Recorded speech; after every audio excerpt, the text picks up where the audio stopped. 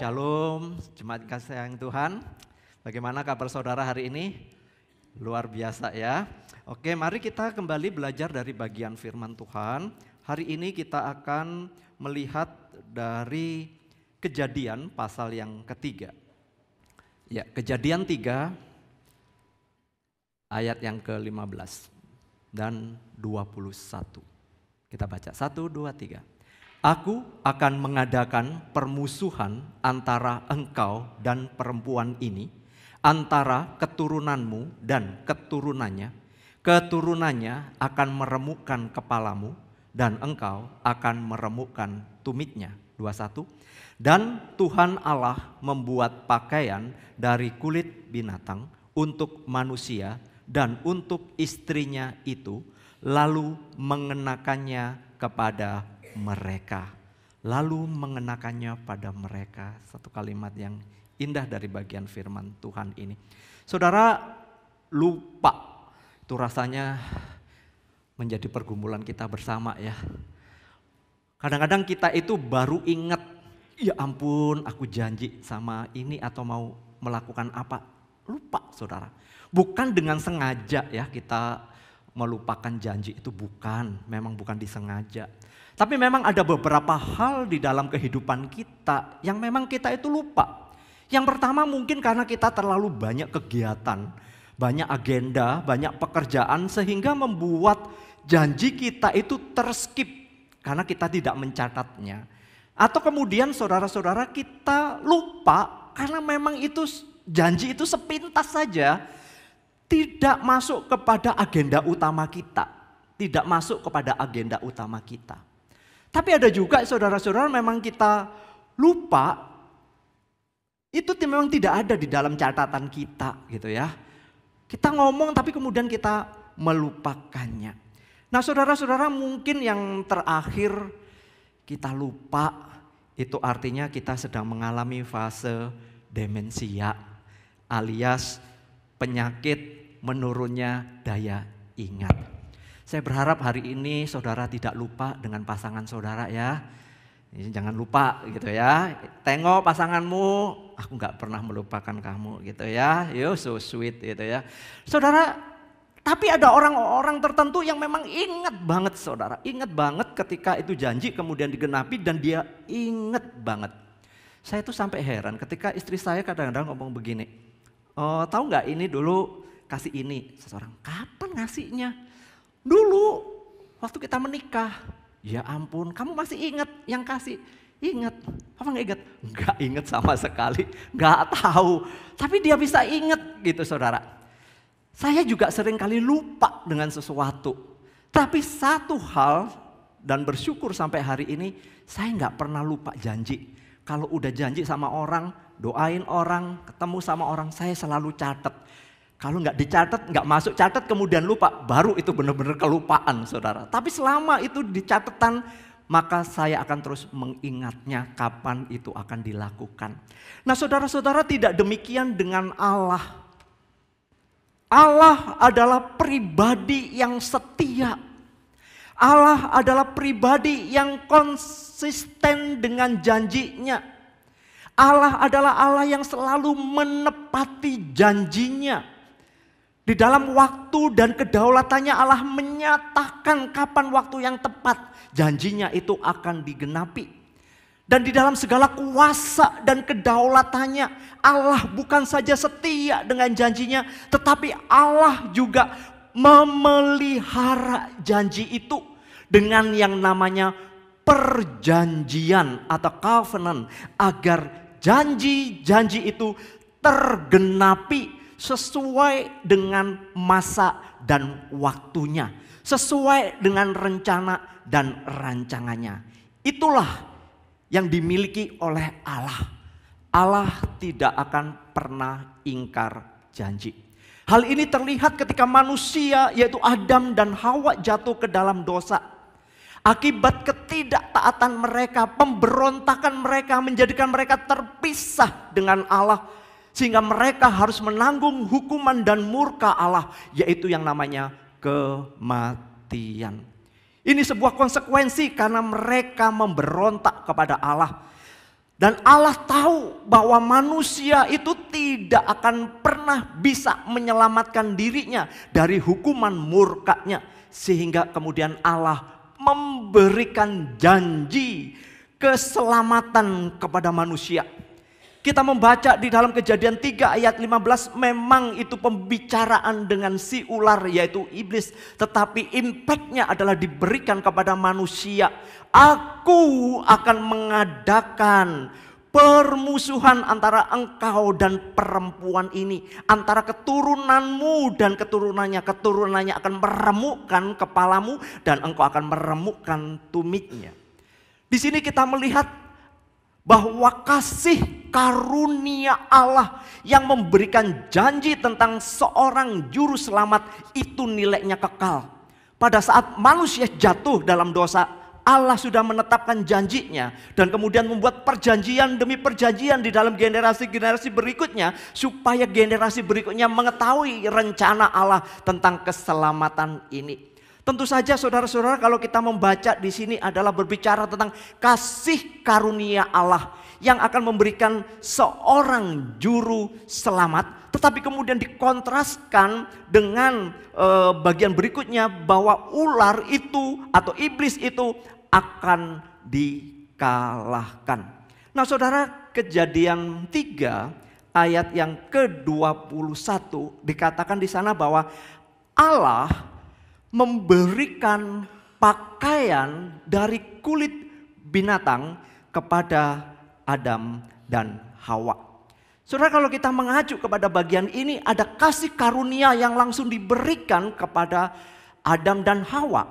Memang ada satu perjanjian tentang pekerjaan, tetapi saudara, ketika mereka jatuh dalam dosa, Allah sendiri yang bertindak untuk memberikan pakaian kepada mereka. Seperti penulis Ibrani mengatakan, tanpa penumpahan darah tidak ada pengampunan.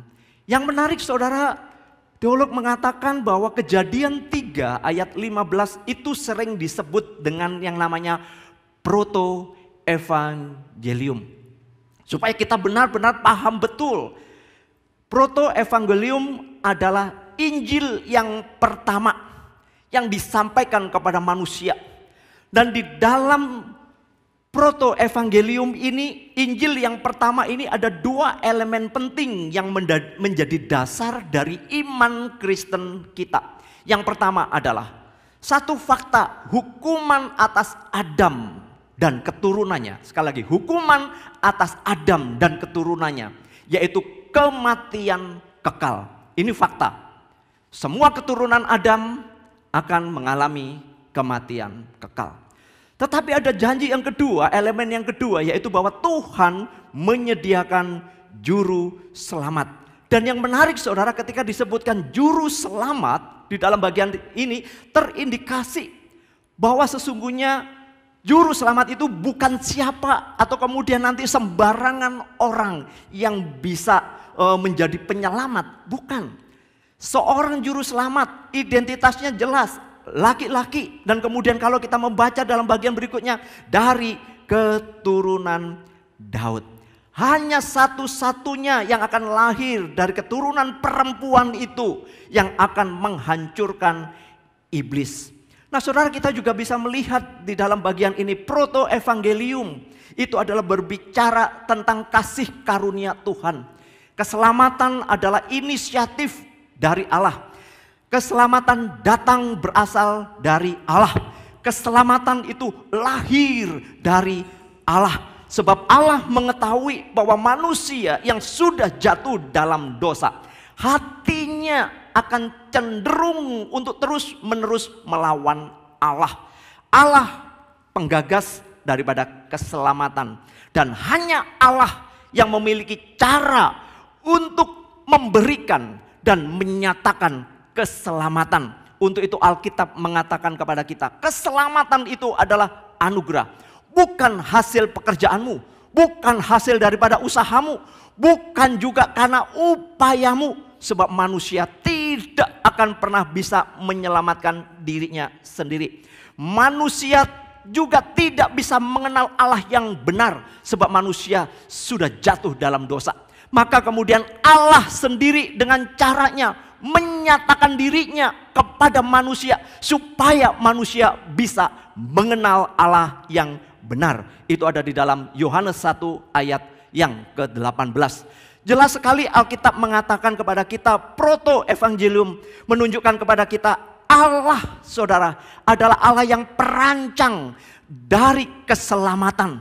Allah lah yang mula-mula merancangkan itu, inisiatifnya hanya datang dari Allah saja. Maka untuk itu saudara, untuk meneguhkan janjinya, janji keselamatan itu Allah memberikan yang namanya perjanjian. Kita seringkali melihat ada yang disebut dengan covenant. Covenant kepada keturunan Adam. Keturunan Adam dan terus berikutnya. Saudara, di dalam gambar ini saudara bisa melihat bagaimana Allah ketika memberikan janjinya kepada Adam. Lalu kemudian kalau saudara membaca di dalam Kejadian 5. Kejadian 5 saudara, di situ hanya nama-nama. Nama-nama daripada keturunan Adam. Tapi saudara, kita bisa melihat di dalam bagian itu, saudara, disebutkan di sana ada nama Nuh, ada Set yang kemudian menjadi nenek moyang dari Nuh. Dan kemudian dari Nuh di dalam Kejadian 11 ayat 6, janji itu diberikan kepada Abraham, seorang yang memang dipilih oleh Allah untuk menjadi berkat bagi banyak bangsa. Nah saudara, dari bagian ini kita juga bisa melihat bagaimana janji Allah kepada Abraham, yaitu aku akan menjadi Allahmu dan Allah keturunanmu. Allah meneguhkan perjanjiannya demi perjanjiannya. Janji pertama tentang keselamatan, Allah tidak lupa, tetapi keturunannya bisa lupa. Kemudian Allah mengingatkan kembali bahwa hanya satu Allah yang boleh disembah oleh Abraham dan keturunannya, yaitu Yahweh itu.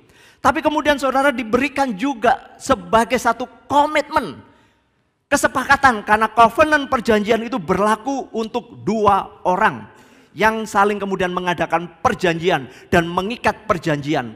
Tuhan mengatakan inilah perjanjian kekal.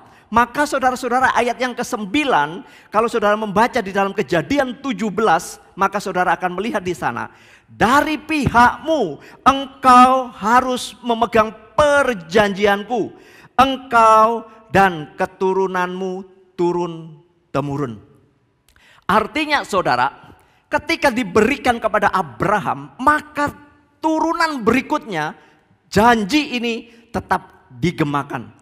Janji tentang lahirnya seorang juru selamat terus digemakan. Saya menutupnya hanya sampai di sini. Kalau kita selidiki di dalam bagian kitab suci, janji-janji itu selalu saudara di dalam setiap zaman yang disampaikan oleh nabi-nabi Allah. Kita melihat dari Iskak, Yakub, Daud, dan saudara melihat ketika turun kepada Daud, Allah menyatakan bahwa hanya dari keturunan Daud yang bisa melahirkan dari keturunan perempuan itu, yaitu melalui siapa? Suku Yehuda.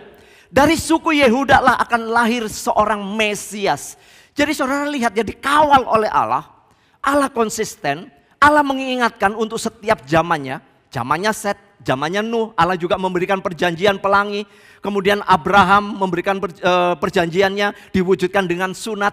Kita melihat bagaimana Iskak, Yakub melahirkan 12 suku, lalu kemudian dari satu suku dipilih oleh Allah untuk kemudian melahirkan keturunan Daud, dan dari keturunan Daud kemudian melahirkan saudara-saudara melalui seorang perempuan yang bernama Maria. Saudara, kita juga bisa melihat di dalam bagian ini bagaimana Allah sudah menggenapi janjinya. Allah menyatakan itu di dalam Yohanes 3 ayat 16. Karena begitu besar kasih Allah akan dunia ini, sehingga ia mengaruniakan anaknya yang tunggal supaya setiap orang yang percaya kepadanya tidak binasa, melainkan beroleh hidup yang kekal. Lihat saudara, dari zaman ke zaman, waktu yang panjang, Allah tak pernah lupa akan janjinya. Perjanjian demi perjanjian di dalam setiap generasi selalu diteguhkan, diperbaharui, dikonfirmasi, dan pada akhirnya setelah mengalami masa kegelapan kurang lebih 400 sampai 500 tahun, tidak ada seorang nabi yang datang. Muncullah Yohanes Pembaptis yang memberitakan, kerajaan Allah sudah datang, anak domba Allah itu akan datang, bertobatlah kamu. Dan ketika Yesus datang, Maka Yesus adalah penggenapan apa yang tertulis dari kejatuhan manusia. Sampai kemudian kita melihat karya Kristus di atas kayu salib. Saudara, dari bagian ini kita juga melihat bagaimana keselamatan hanya dapat diperoleh di dalam dan melalui iman kepada anak Allah.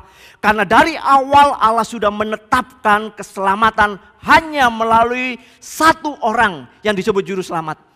Dan Allah sendiri yang merancangkan itu. Mengutus anaknya yang tunggal supaya menjadi jalan pendamaian. Bukan itu saja saudara, kita juga melihat di dalam bagian ini. Kristus, tadi dalam Kejadian 3 dikatakan dia akan meremukkan. Saudara, Kristus telah meremukkan kepala iblis. Dan iblis telah dikalahkan. Ibrani 2 ayat 14-15 mengatakan, karena anak-anak itu adalah anak-anak dari darah dan daging, maka ia, yaitu Kristus, juga menjadi sama dengan mereka dan mendapatkan bagian dalam keadaan mereka. Supaya oleh kematiannya, kematian Kristus, ia memusnahkan dia, yaitu iblis yang berkuasa atas maut. Dan supaya dengan jalan demikian ia membebaskan mereka seumur hidupnya, berada di dalam perhambaan oleh karena takutnya kepada maut. Inilah saudara betapa bersyukurnya kita yang dipanggil oleh Tuhan, yang dipilih oleh Tuhan untuk percaya kepadanya. Ketika saudara mengaku percaya, itu adalah sebuah grace, sebuah anugerah. Bahwa karya keselamatan di dalam Kristus itu telah selesai, tuntas, sempurna. Ibrani 9 ayat 28 mengatakan, demikian pula Kristus hanya satu kali saja mengorbankan dirinya untuk menanggung dosa banyak orang. Sesudah itu ia akan menyatakan dirinya sekali lagi tanpa menanggung dosa untuk menganugerahkan keselamatan kepada mereka yang menantikan dia. Dari bagian ini saudara, kita mengetahui bagaimana Allah memberikan janji keselamatan dan kemudian digenapi di dalam Yesus. Dan ketika kita mengenal Yesus, menerima dia, Yesus juga memberikan sebuah janji kembali. Bahwa dia akan datang kembali. Dia akan datang untuk yang kedua kalinya. Dan disinilah penghakiman akan dinyatakan. Anugerah yang pertama diberikan. Maka saudara-saudara, yang kedua adalah penghukuman akan dinyatakan. Kristus akan segera datang. Inilah janjinya. Dan saya dan saudara sedang menantikan janji kedatangan Kristus yang kedua. Dan itu pasti digenapi. Kalau zamannya Adam, pada waktu itu kalau saya boleh berandai-andai saudara. Berandai-andai. Hawa ketika mendengar janji Tuhan tentang keselamatan. Memberikan seorang juru selamat. Pasti saudara dia sedang berbicara. Saya mencoba memvisualisasikan, membayangkan apa yang terjadi dengan mereka. Mungkin berkata kepada Adam, Pap, keturunan kita nanti akan menyelamatkan kita. Benar. Lalu kemudian mengandunglah Hawa. Lahirlah Kain, saudara. Lalu dia mengatakan, inilah mungkin yang akan menyelamatkan kita. Lalu kemudian lahir lagi, saudara, Habel. Wah, ini pasti. Ini salah satunya. Tetapi saudara, harapan tinggallah harapan. Kain membunuh adiknya. Sehingga mungkin Hawa mengatakan, aduh nak, gak bisa diatur ya. Udah tuwek begini gak ngerti-ngerti. Gitu ya saudara. Adikmu udah mati, gak mungkin hidup lagi. Kamu udah menjadi pembunuh, gak mungkin juga kamu akan menjadi seorang penyelamat. Tapi Allah tahu apa yang sedang dipikirkan. Allah merancangkan sesuatu bukan seperti yang dirancangkan oleh Adam dan Hawa. Allah menyatakan dari keturunanmu nanti akan ada, maka lahirlah Set. Seperti yang saya katakan di dalam Kejadian pasal 5 tadi, yang kemudian terus berlanjut. Dan dari sini saudara mengetahui bahwa ketika kita sudah menerima Kristus, sedang menantikan kedatangan Kristus yang kedua kali, kita tidak sendiri. Dia memberikan Roh Kudus di dalam hati kita. Dan di dalam Roh Kudus itulah mengingatkan kita bahwa benar Kristus akan segera datang. Kristus akan datang ke dalam dunia ini. Saudara, itulah Roh Kudus selalu mengingatkan kita. Perjalanan iman kita bukan hanya untuk menunggu mati. Tetapi ketika Kristus datang, orang-orang yang percaya akan diangkat untuk hidup bersama-sama dengan dia. Tapi kalau kita harus meninggal duluan, saudara, kita disambut memasuki kemuliaan bersama-sama dengan Kristus yang sudah ada di dalam kemuliaan. Maka di sini saudara bisa memperhatikan, melihat bahwa Allah menyatakan janjinya dari generasi ke generasi. Menunjukkan Allah itu adalah Allah yang konsisten. Dari perjanjian lama, Allah konsisten.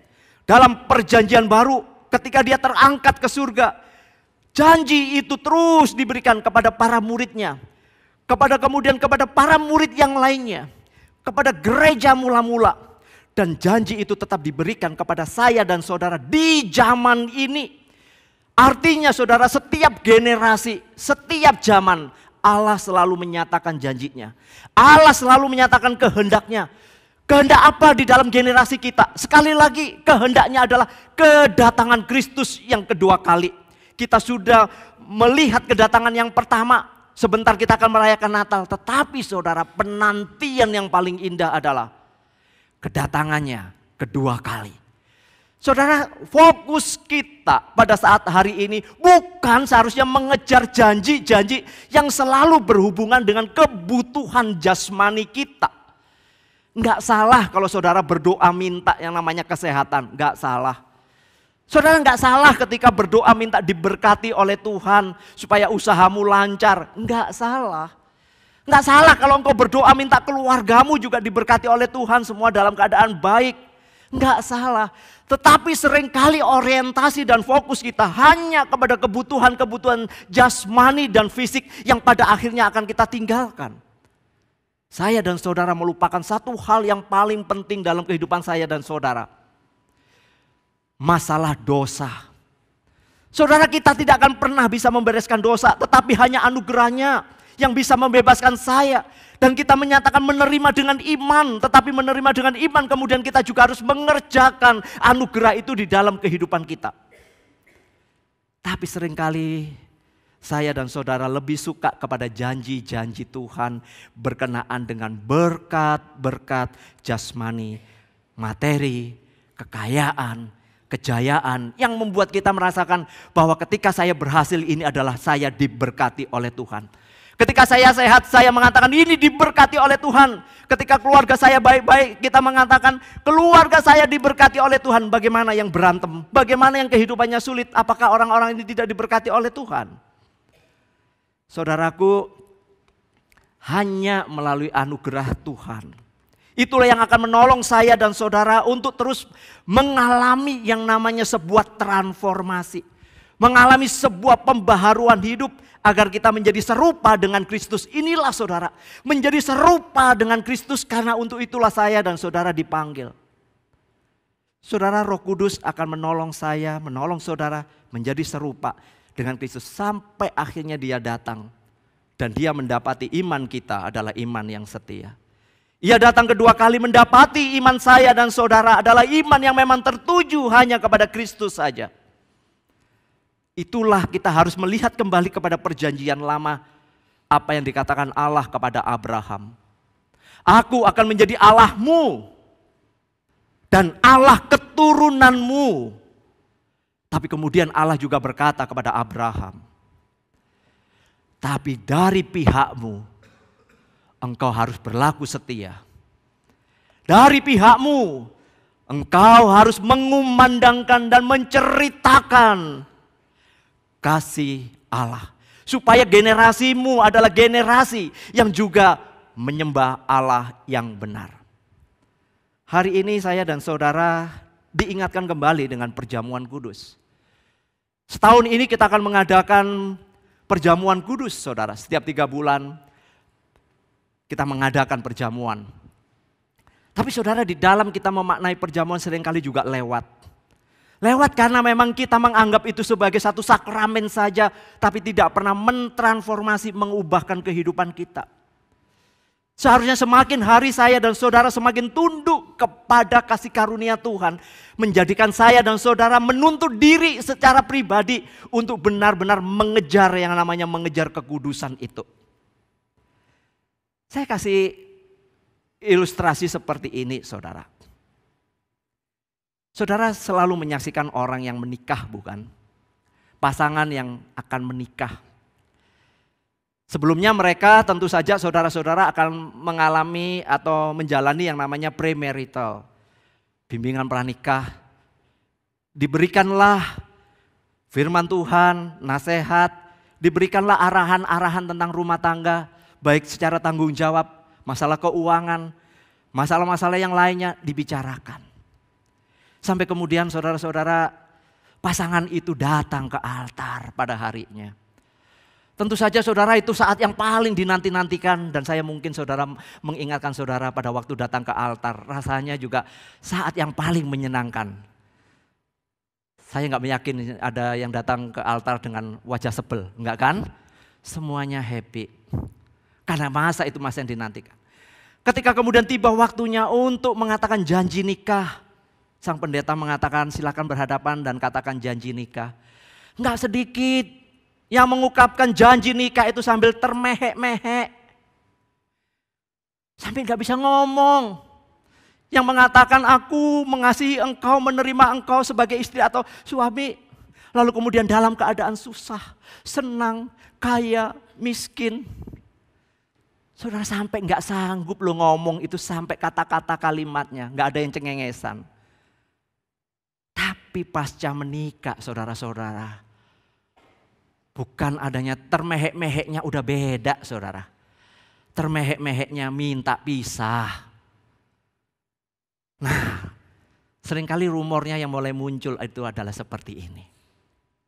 Pada waktu sudah menjalani pernikahan, kehidupan pernikahan mulai terjadi masalah-masalah saudara-saudara. Lalu kemudian pasangan ini gak bisa menyelesaikan, lalu kemudian sampai di ujung tanduk mengatakan kita pisah saja.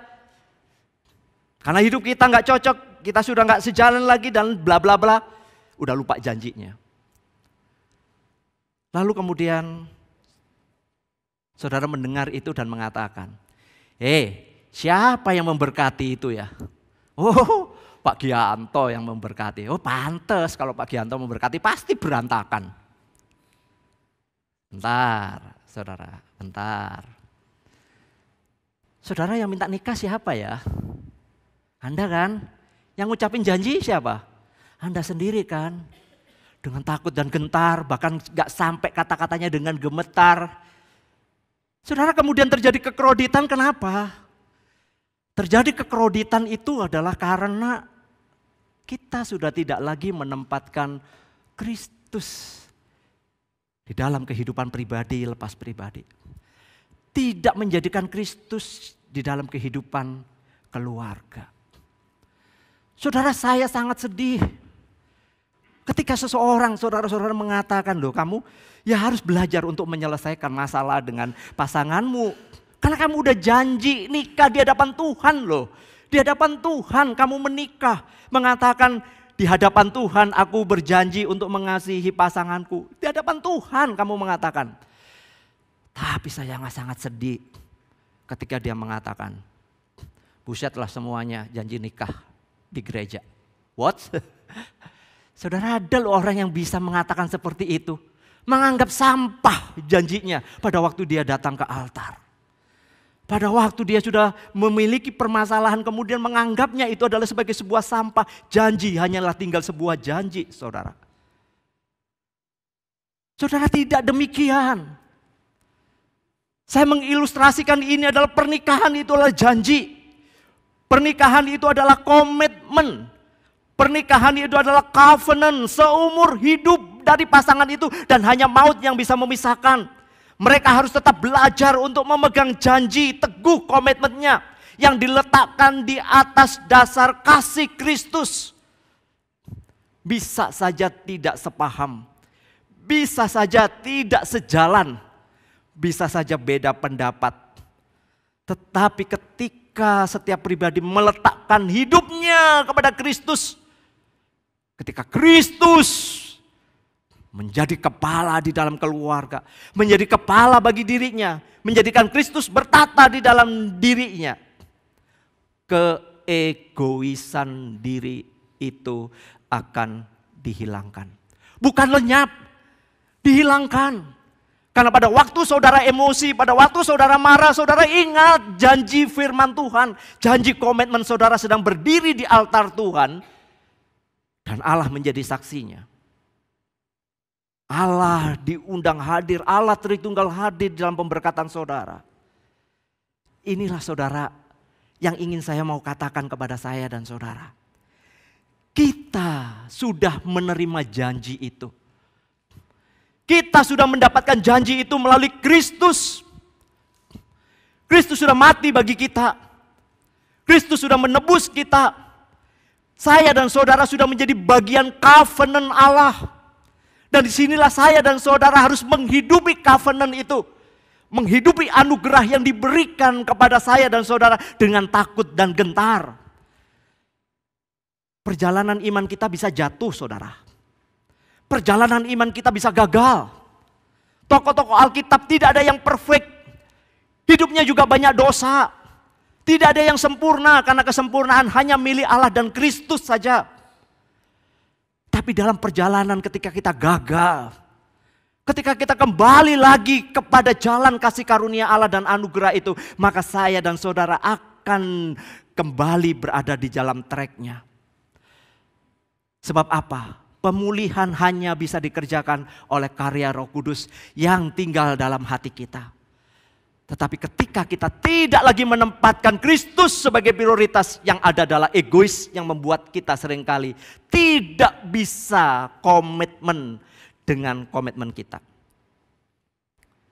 Saudara, setiap akhir tahun kita itu akan komitmen biasanya. Kurang lebih 28 hari lagi kita akan pindah tahun. Seringkali kita punya namanya janji lah, komitmen lah, resolusi lah, macam-macam lah istilahnya. Supaya tahun depan lebih baik. Hari ini, saudara rasanya tiap tahun saudara mengatakan jauh lebih baik, tapi nggak pernah mengupayakan sesuatu yang baik, bukan? Saudara mau janji, oke aku mau janji melayani Tuhan, aku mau mempersembahkan diri pada Tuhan. Sambil lewat pekerjaan banyak, saudara janji itu hilang. Lalu diperbaiki lagi tahun depan, diperbaiki lagi tahun depan. Janjinya ya sama, tapi tidak pernah ditepati juga. Saudara, apakah seperti itu? Saudara, mungkin saudara janji tapi saudara gagal. Saudara mengevaluasi kenapa saya gagal dengan janji itu, maka kemudian saya akan memperbaiki di mana saya gagalnya. Apakah saya lebih memfokuskan kepada diri saya atau kemudian mengutamakan diri saya? Saya harus kembali kepada Kristus. Jangan pernah melupakan harga yang Kristus sudah bayarkan untuk dosa kita, menebus saya dan saudara. Karena kita tidak ditebus dengan barang yang fana, bukan dengan perak atau emas, tetapi dengan darah yang mahal.